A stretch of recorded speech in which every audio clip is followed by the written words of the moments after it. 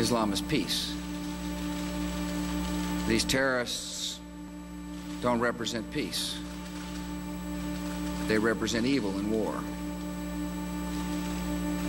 When we think of Islam, we think of a faith that brings comfort to 1 billion people around the world. Billions of people find comfort and solace and peace. And that's made brothers and sisters out of every race, out of every race. America counts millions of Muslims amongst our citizens. And Muslims make an incredibly valuable contribution to our country. Muslims are doctors, lawyers, law professors, members of the military, entrepreneurs, shopkeepers, moms and dads, and they need to be treated with respect. In our anger and emotion, our fellow Americans must treat each other with respect. Women who cover their heads in this country must feel comfortable going outside their homes. Moms who wear cover must not be intimidated in America. That's not the America I know. That's not the America I value.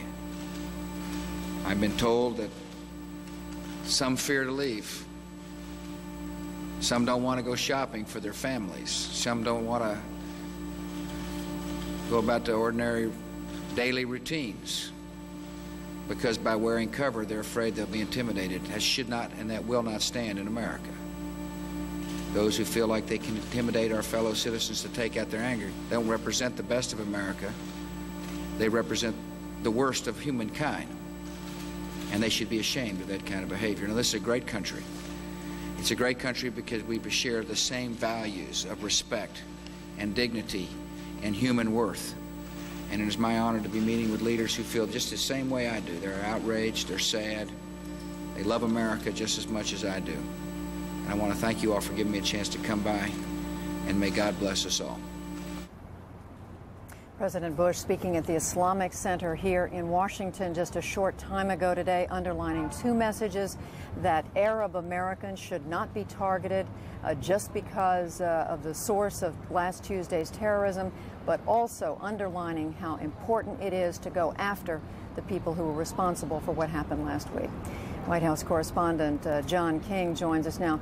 John, the president seems to be coming back again and again to these themes that he's been stressing in the last couple of days.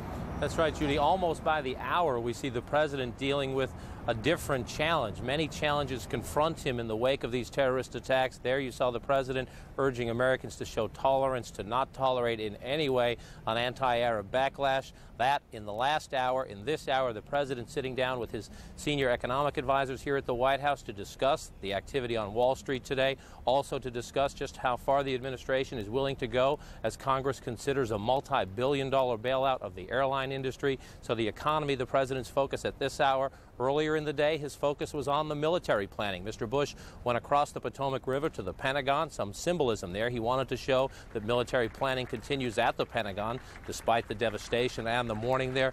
Mr. Bush shaking hands with troops here, members of the armed services. Just before this session here in the halls of the Pentagon, he met in the conference room of the Defense Secretary Donald Rumsfeld. That briefing was about call-up of the reservists, 35,000 members of the reserves and the National Guard about to be called up. Almost all of them, if not all of them, for duty here in the United States. But in that session, Mr. Bush took some questions from reporters, talking very tough. He identified Mr. bin Laden, Osama bin Laden, as the prime suspect. And when asked if he wanted Mr. bin Laden dead or alive, very tough words from the president. Osama bin Laden is just one person. He is representative of networks of people who absolutely have made their cause to defeat the freedoms that we understand, and we will not allow him to do so. Mr. Do you want bin Laden dead? I want him held. I want justice. And there's an old poster out west, as I recall, that said "Wanted, dead or alive." An echo of that tough talk just a bit after the president spoke there at the Pentagon at the White House briefing. The press secretary, Ari Fleischer, was asked about just what the president meant, and perhaps did this mean the president was going to waive that policy that dates back to the Ford administration, forbidding the United States government from sponsoring assassinations. Mr. Fleischer said no, that the policy on assassinations, against assassinations, remain in effect, but he pointedly noted, Judy, that there are exceptions. This is a legal matter, and I'm sure the lawyers will have more to say if they want to, but that's the answer, Ron. It does not, the executive order does not limit the United States' ability to act in self-defense. And is going after bin Laden in an act of self-defense. I'm not going to define all the steps that may or may not be taken.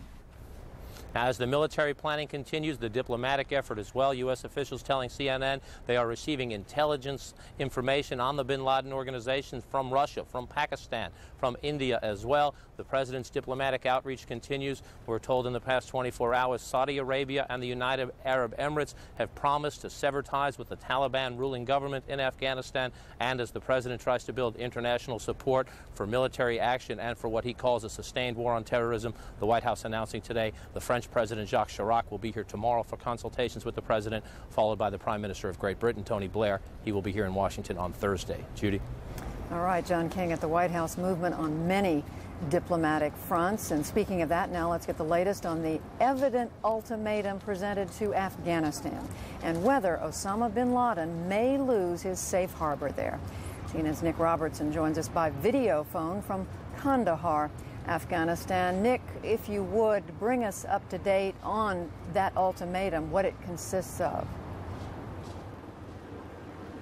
Well, that ultimatum essentially telling the Taliban leadership that they need to hand over Osama bin Laden or face the consequences, delivered by two senior Pakistani diplomats who have very strong connections with the Taliban already. One of them a former ambassador to Afghanistan from Pakistan, the other the head of Pakistan's intelligence services, both diplomats who have had many dealings with the Taliban in the past and certainly will know many of the leaders, and in particular will know the foreign minister who they met with today. They also met with the supreme spiritual leader, Mullah Muhammad Omar, telling him essentially that he has a very short time to make a decision and that it is his responsibility to do that quickly.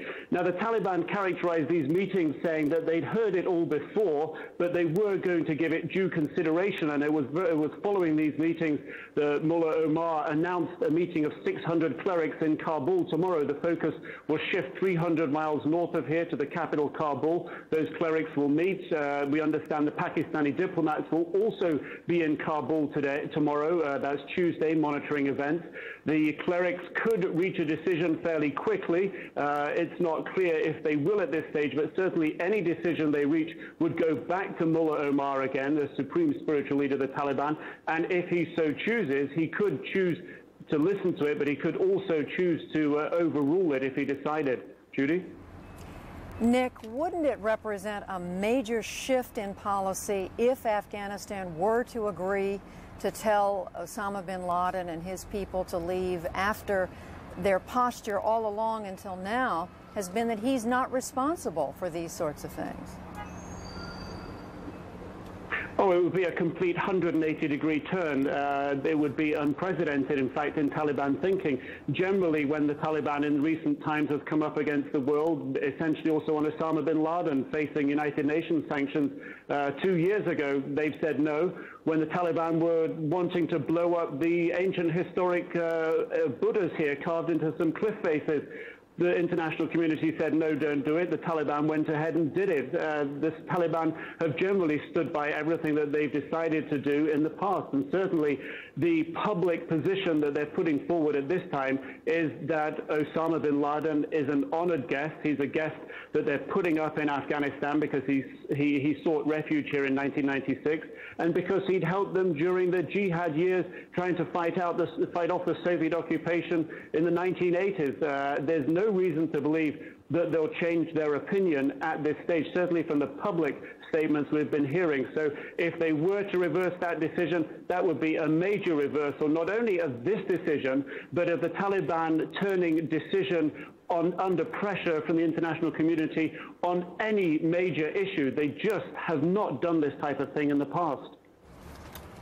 All right, Nick Robertson joining us from Kandahar in Afghanistan. And now to Joey in Atlanta. Judy, as the United States considers its military options, no nation perhaps knows the pitfalls of mounting a military operation in Afghanistan better than does Russia. The former Soviet Union tried without success to subdue Afghanistan for most of a decade.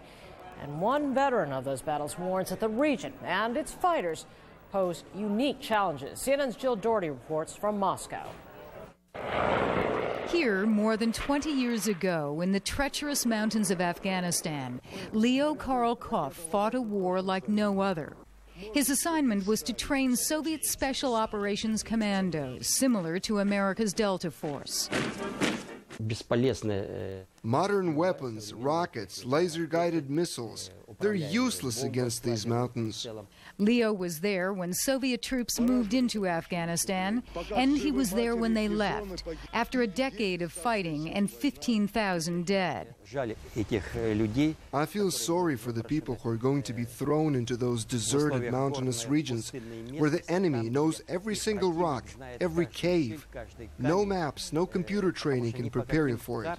As for finding Osama bin Laden, Karolkov says there are a million places he could hide, just like the Mujahideen he and his men tried to find during their war. Diversionary tactics, terror, suicide attacks were the way the enemy achieved his aims.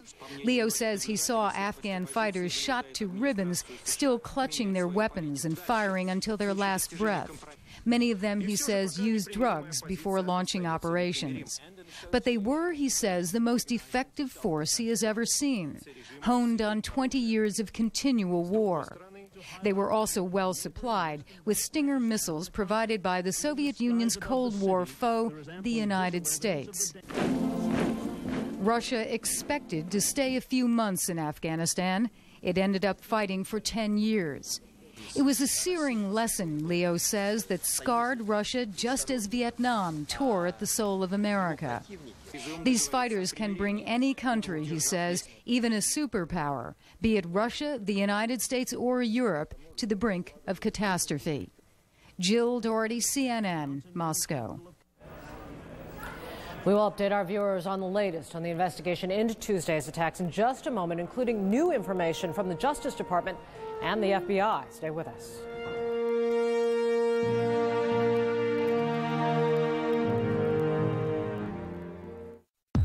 All vacations are canceled until the network integration is complete? Al, but his, I bet. What is it this time? Jumbles of hardware? Databases built on 10 different platforms in 20 different countries? Does he think that's news to me? Serve it up. Send it my way. Bring it on, buddy, because I'll get it done. And that happy vacationer, the one waving from the beach as your yacht passes by, that man is going to be me. You can accomplish anything, even seamless integration. Fujitsu, the possibilities are infinite. Have you gotten yourself into too much credit card debt? You may be able to point and click your way out with a second mortgage from Ditech.com. Whether you have equity or no equity, Ditech has a second mortgage with a no closing cost option that may help lower your monthly payments. Why pay minimum monthly payments when you can pay off your high interest debt with a second mortgage from Ditech.com? For fast, friendly service, apply online or call us at 1-800-71-FIXED now.